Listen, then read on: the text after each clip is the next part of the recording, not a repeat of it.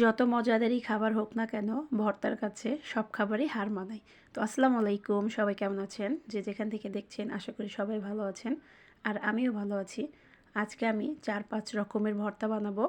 সব ভর্তাগুলোই আসলে হাতে মেখেই বানাবো, পাটায় বানাবো না একটা ভর্তাও। তো কীভাবে বানাই এটা আপনার সাথে শেয়ার করি। তো 2টা ডিম এখানে আমি একটু ছুলে নিচ্ছিলাম। আলু ভর্তা, এখানে আলু ভর্তা করব, ডিম ভর্তা। তার সাথে হচ্ছে লাউ পাতা, এটা লাউ পাতাটা একটু বেটে নিয়েছিলাম। আর হচ্ছে টমেটো, ডাল, আর এই যে এখানে শুকনো মরিচ, কাঁচা পেঁয়াজ আর ধনিয়া পাতা, কাঁচা ধনিয়া পাতা এগুলো নিয়ে নিয়েছি। এখন আমি ভর্তার জন্য শুকনো মরিচ আর লবণ খুব ভালোভাবে পেঁয়াজের আর ধনিয়া পাতা দিয়ে চটকিয়ে চটকিয়ে মেখে নিব। তারপর একটু সরিষার তেল দিয়ে নিব। আমি এখানে আলু ভর্তা মাখিয়ে নিব প্রথমেই।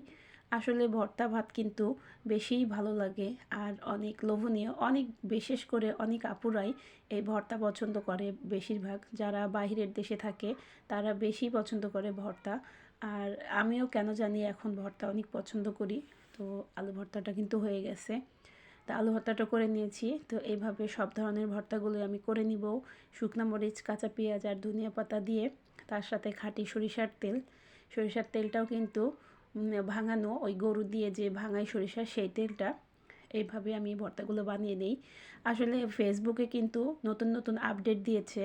তো কে কে জানতে পেরেছেন, অনেকেই হয়তো জানতে পারেন নাই। আমিও সবগুলো জানতে পারিনি, কিছু কিছু জেনেছি।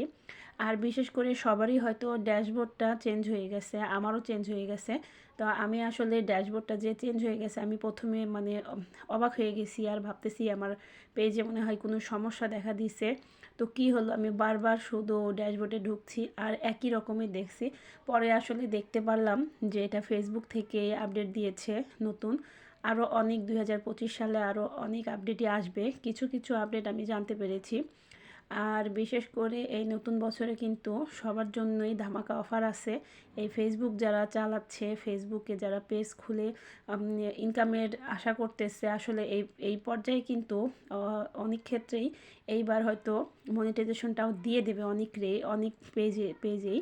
তো আসলে পেজটা কিন্তু পুরোপুরি ফ্রেশ রাখতে হবে।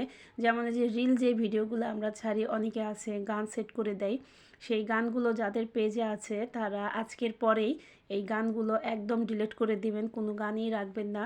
আবার অনেকে আছে কার্টুনের ছবি আর কি পোস্ট করেছে, এই কার্টুনের ছবিগুলোও ডিলিট করে দিবেন।